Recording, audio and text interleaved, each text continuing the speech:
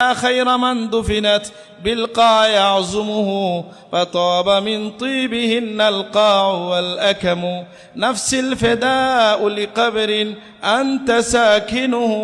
فيه العفاف وفيه الجود والكرم سبحان الله আমি অর্থ বললে তো অনেক লম্বা হয়ে যায় নাকি বলে ফেলবো এক মিনিট ইয়া খায়রা মান দুফিনাত বিল কায়া ইয়াউজুমুহু দুনিয়ায় যত মানুষকে দাফন করা হয়েছে তার মধ্যে সর্বোত্তম সত্তা হ্যাঁ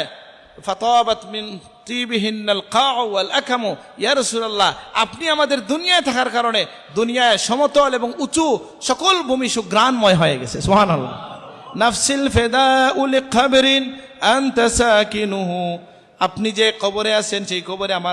আমার সত্তা বিলীন হয়ে যাক ফিহিল আফাফু ওয়া ফিহিল জুদ ওয়াল কারামু সেখানে আছে ক্ষমা দয়া এবং রহম সুবহানাল্লাহ শুধু রাসূলুল্লাহর জিয়ারতটি তো 1-2 ঘন্টা বলা যায় এটা আপনারা বুঝতেছেন বলে তো শেষ করা যাবে না কিন্তু এখানে সংক্ষেপ কথা যেটা বলা হয়েছে যে আপনি যাবেন রাসূলুল্লাহর উদ্দেশ্যে জিয়ারতের উদ্দেশ্যে আর আপনি ওখানে যাওয়ার আদব আছে গিয়ে আগে ওযু করবেন গোসল করবেন নতুন কাপড় পরবেন আপনি লাগাবেন আতর লাগাবেন মসজিদে গিয়ে 2 রাকাত নামাজ পড়বেন রাসূলুল্লাহকে সালাম দিবেন রাসূলুল্লাহর 2 জন সাহাবীকে সালাম দিবেন আসসালাতু ওয়াসসালামু আলাইকা ইয়া রাসূলুল্লাহ বলবেন আর নূরুল ইজাহ কিতাব খুলে দেখেন সকল মাদ্রাসায় সরকারি কওমি মাদ্রাসায় পড়া হয় শেষে বলবেন কি আসআলুকা আশ-শাফাআতা ইয়া রাসূলুল্লাহ সুবহানাল্লাহ ইয়া রাসূলুল্লাহ আপনার কাছে আমি শাফাআত চাই শাফাআত লাগবে কিনা রাসূলুল্লাহ